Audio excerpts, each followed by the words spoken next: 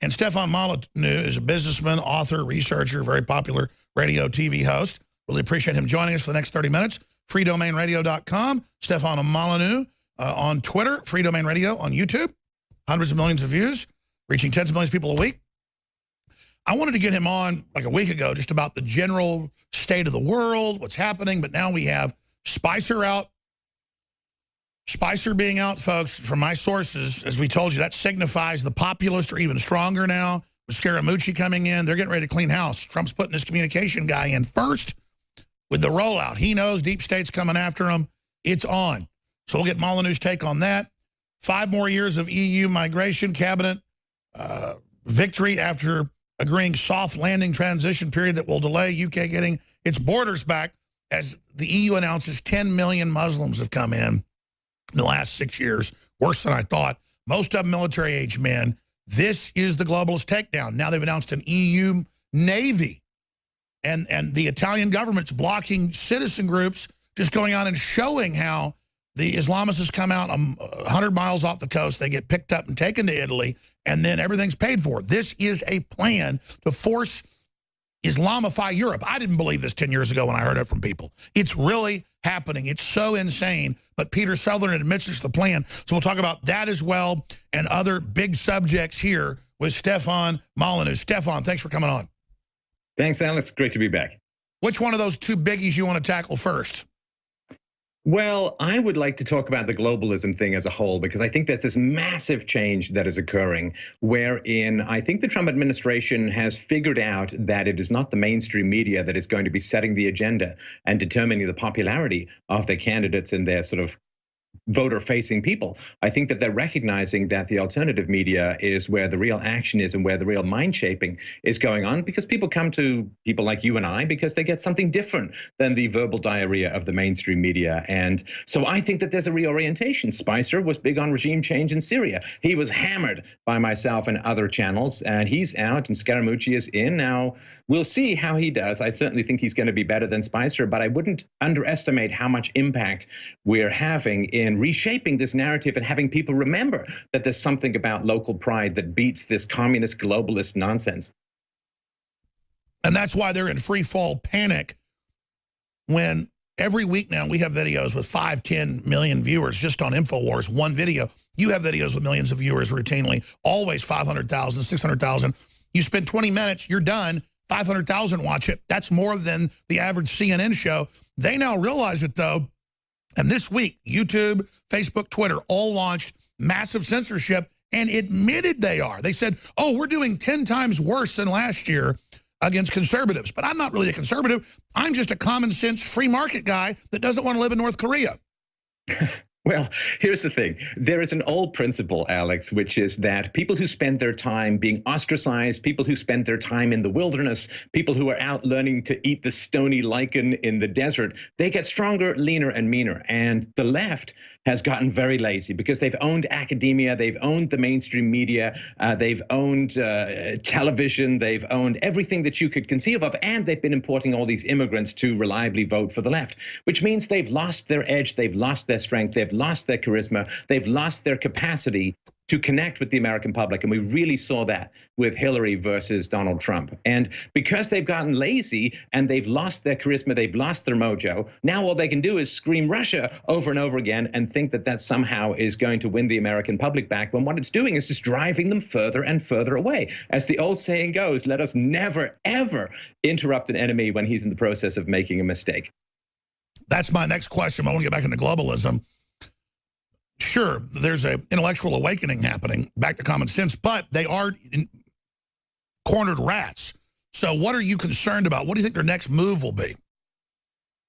Oh, yeah, well, their next move is always escalation. Their next move is always to, and you can look at this as far back as the French Revolution and so on, but their next move is always to spread lies, rumor, and slander in an attempt to discredit people who disagree with their narrative, but more importantly, to whip up frenzy, hatred, and violence against those who oppose the leftist paradigm. The left is fantastic at being the Iago-like whisperers of sinister facts to the mob, to the point where crazy elements within the mob start to play out a very violent and dangerous agenda. And we can see this happening against Trump supporters at the moment. Sure, hashtag hunt Republicans. Hashtag hunt Republicans. And you're right, they are escalating that. So where is it going?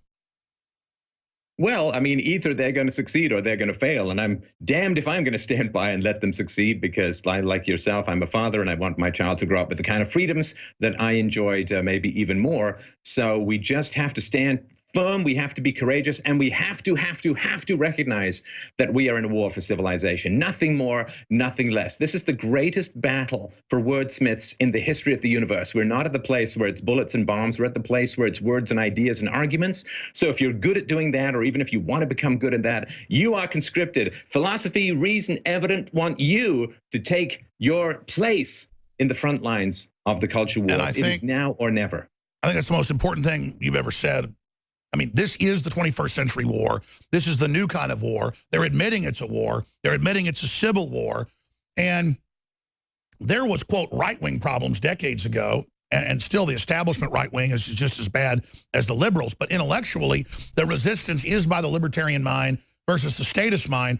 And most of the classical liberals are now libertarians, and they recognize that. But there's an accelerated dumbing down of the constituency that is pro-globalism, where I go out to these events, and it's not like a few of them look like they escaped from mental hospital. The entire whole of them are frothing, insane people out of some type of Day of the Dead movie, and I don't take pleasure in that.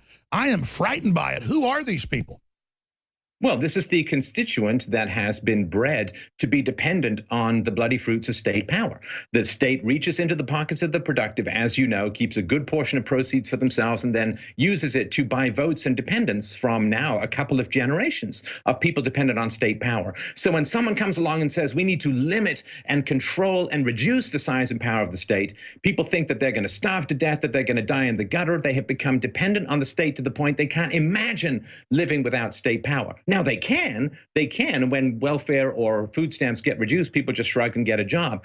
But that fear, that hump, we need to help them over that hump and help them understand how much better they'll be off without this dependence on state power, how they'll have pride and productivity and self-respect and happiness, which they're not having right now. But like every addict, if you try and take away their drug, they know in their heads they're going to be better off if it's taken away. But in their hearts and in their guts, they desperately don't want to lose it. And we just have to help them overcome that fear, overcome that hump, and sell them on the happiness they'll have when they're free for the first time in their lives. I want to be specific, as you raise the fact that you're a father, I'm a father. I'm not bashing people that don't have children. I have a lot of great friends that don't, and I understand sometimes, why they don't, or, or issues, or whatever the case may be. But no one, it turns out, in the EU government has kids. I mean, it's the craziest thing I've ever seen. Almost none of the leaders do.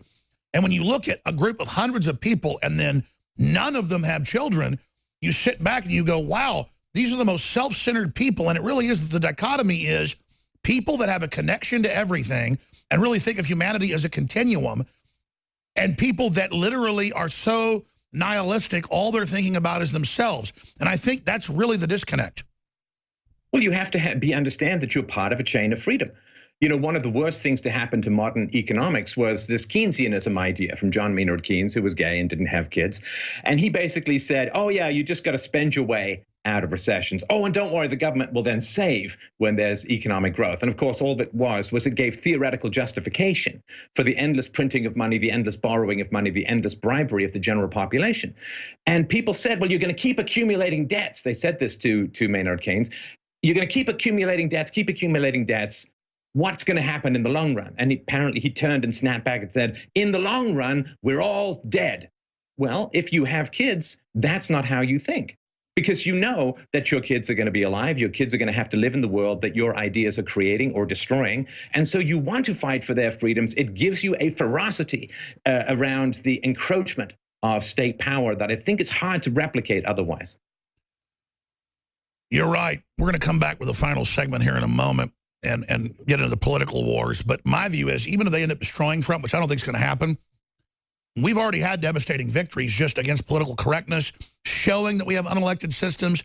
I mean, just this movement and Trump just being a focal point of that I think really has wrecked the crony capitalist model. I mean, it's still in place, but it has no credibility, and the power is draining out of it daily. And they have become lazier and lazier, as I mentioned. And what we need to remember is we have to think, what would the left do if they had power? And we got countless examples of this throughout history. And Hillary Clinton promised this. She promised that she was going to consider any made-up cyber attack from Russia to be the provocation for World War III. She was going to go after freedom of speech. She was going to import millions of state-loving mass immigrants from the third world. So what are they going to do when they have power? When they have a little bit of power, they ram through Obamacare. We have to be as resolute. That's right. In our Stay there, Stefan Molyneux. Stefan Molyneux has really great historical analysis on his website, on his YouTube as well. And I found he's one of the people that is effectively getting liberals who actually are somewhat intellectual to realize they're in a cult. Because they always go, oh, you're just a Republican. I hate Paul Ryan. I hate neocons. I hate all these people. Trump's actually trying to end the al-Qaeda forces that Obama and Hillary created. He's actually trying to have peace with Russia. And they're demonizing him. They're coming after him. And I just wish we could actually reach out to the peaceniks and somehow get them to realize this is all a fraud. Even Alan Dershowitz and even Jonathan Turley, who are classic liberal lawyers, say this whole thing against Trump's a total witch hunt. And it's so dangerous because the Democrats have said they're not going to stop with this. They're talking about civil emergency, overturning the whole elections, and then coming after everybody. So the stakes have never been higher. Stefan Molyneux, looking at that, I mean, I don't know how to state the level of history we are at right now. I mean, I cannot overstate that to folks, that we are at such an epic moment. It will never, ever in human history come down to as important a moment, Alex, and I really want to get this across to your listeners.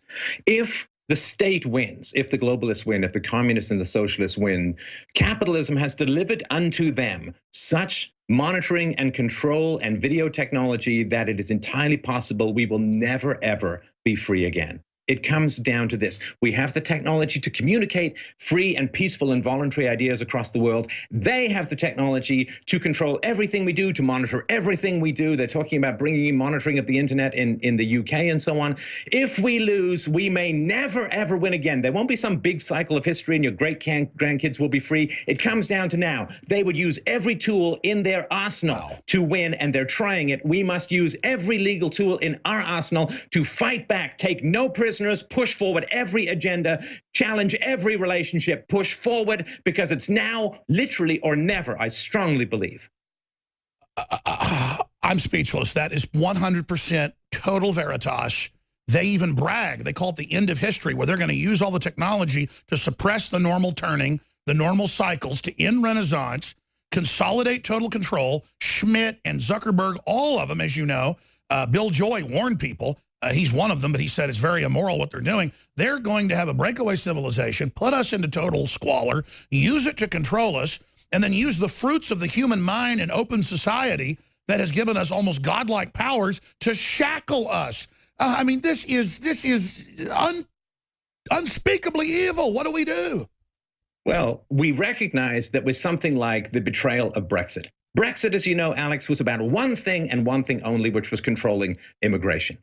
And 80% of white British people wanted control of immigration. 60% wanted it enormously reduced. Why? Because when the immigrants from the third world move into England, British people, white people have to move out. And it never goes the other way. It's a one-way street where the places you can live in England if you're white get smaller and smaller and smaller. They voted for it, and the elites are now saying they are disregarding what it is that people vote for. To hell with the will of the people. We're going to do what we want, and it's going to be 6 or 7 years before we even talk about limiting just EU borders. And more immigrants came in from non-EU countries to the UK than EU countries. They've declared war. They said the will of the people don't matter. It doesn't matter anymore. What do? You have to stop protesting. You have to start getting out there. You have to recognize that this is an emergency. There is no DEFCON level higher than what we are facing right now. You need to pull out all the stops, get all the information you can. You have a global communications network. You can tap into it anytime. You can challenge people in your life. It is down to this, because if we don't solve this peacefully, the kind of weapons that we have, if it turns to war, might end the entire planet. And the great evil is that they're not trying to reform Islam. They're taking the most radical Orthodox forms that are just totally brutal, anti-woman, you name it, to the 10th degree. and then using it as their new shock troops and admitting in their own publications that they're allied with it. This is madness.